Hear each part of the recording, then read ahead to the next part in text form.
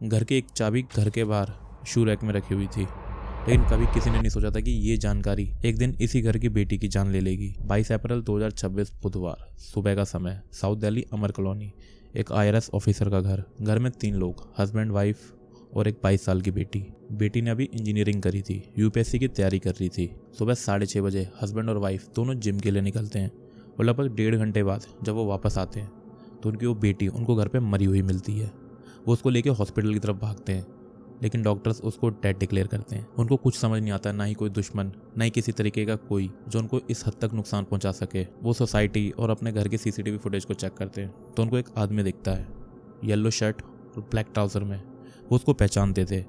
लगभग 8 महीने पहले वो इन्हीं के घर में नौकर का काम करता था। उसके बाद यानी कि 22 तारीख को वो उनको दोबारा दिखता है अपने घर के CCTV फुटेज में। पुलिस इन्वेस्टिगेट करती है, एंट्री और एग्जिट मूवमेंट को ट्रैक करती है और 12 घंटे के अंदर उस शख्स तक पहुंच भी जाती है।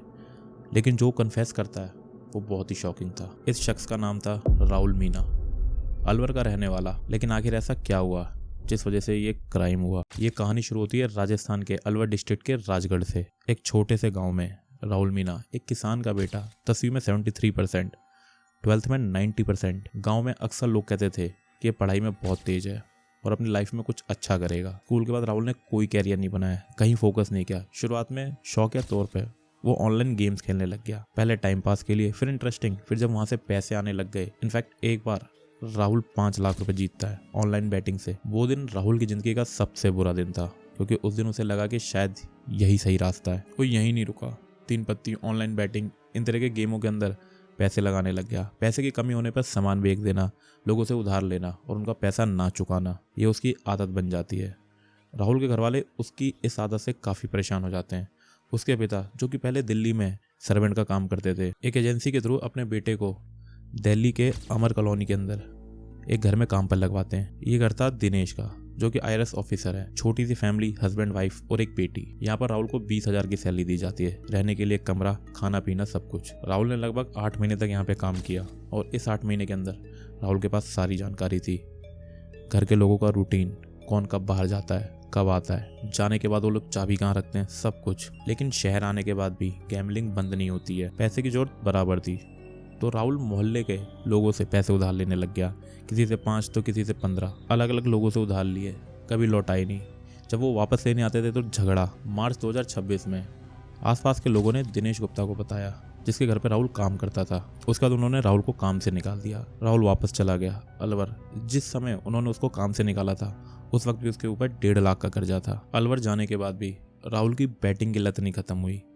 वहाँ पर उसका एक दोस्त, वर्चुअली मिले थे और बाद में फिजिकली फ्रेंड बन गए। दोनों अक्सर साथ में लूडो खेला करते थे ऑनलाइन। वहीं से उनकी दोस्ती हुई थी। 21 अप्रैल 2026 इनके गांव में एक शादी होती है। राहुल और उसका दोस्त दोनों शादी को अटेंड करने जाते हैं।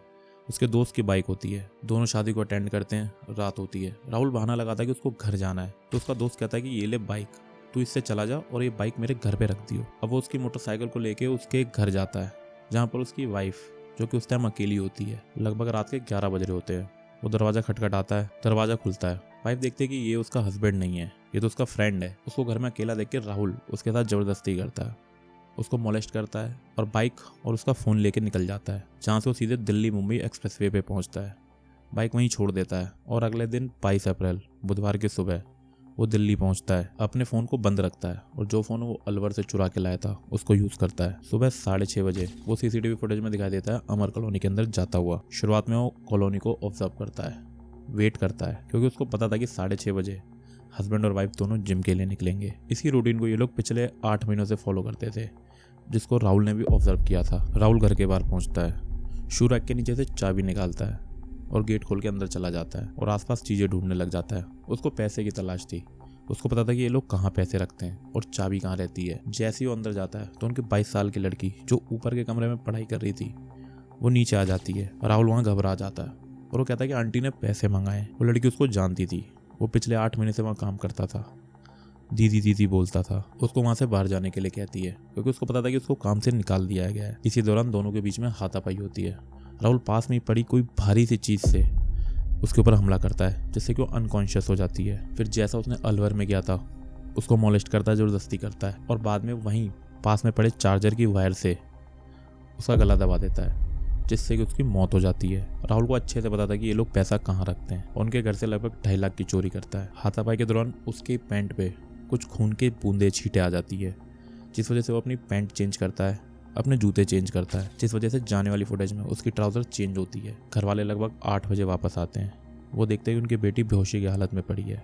उसको लेकर हॉस्पिटल जाते हैं, पर डॉक्टर उसको डेड डिक्लेयर करते हैं। घर से निकलने के बाद राहुल एक कैब लेता है और सीधे द्वारका जाता है। द्वारका के एक ओयो के अंदर छिपता है, इंतजार करता है कि मामला शांत होगा तो उसके बाद वो वहाँ से निकल जाएगा। सिम को यूज़ नहीं करता है, फ़ोन को बंद रखता है ताकि कोई किसी तरीके से उसको ट्रैक ना कर पाए। लेकिन होटल के वाईफाई से उसकी लोकेशन पुलिस को मिलती है। वो होटल के वाईफाई को एक्सेस करता है और इंस्टाग्राम को यूज़ करता है। पुलिस उसकी प्रोफाइल को ट्रेस करती है एंड फाइनली 12 घंटे के अंदर पुलिस उसको पकड़ लेती है। उसको अरेस्ट करने के बाद जब अलवर की पुलिस से कोऑर्डिनेशन होता है तो उनको पता चलता है कि एक रात पहले राहुल के खिलाफ एक मुकदमा और है। 12 घंटे में 2 केस। फिलहाल राहुल अभी कस्टडी में, 2 शहर 2 case. Most of the cases में ऐसा ही होता है। क्राइम करने वाला आपके घर, आपके रूटीन से अच्छे तरीके से वाकिफ होता है। Do not trust anyone, be safe. See you next file.